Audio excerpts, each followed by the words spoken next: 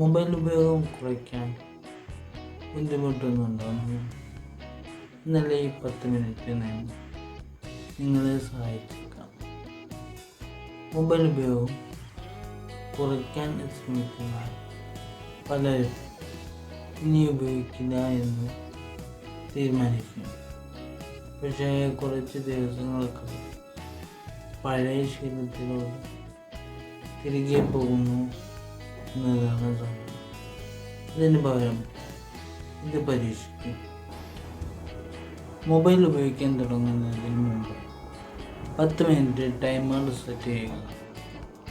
ശേഷം നിങ്ങൾക്ക് വേണ്ട കാര്യം ചെയ്യുക. ടൈമർ അടിക്കുമ്പോൾ നിർത്തി സ്വയം ചോദിക്കുക, ഇനി ഇത് തുടരേണ്ട ആവശ്യമുണ്ടോ? ആവശ്യമില്ലെങ്കിൽ മൊബൈൽ മാറ്റി വയ്ക്കുക. ഈ ചെറിയ ശീലം സമയം എങ്ങനെ പോകുന്നുവെന്ന് തിരിച്ചറിയാൻ നിങ്ങളെ സഹായിക്കും.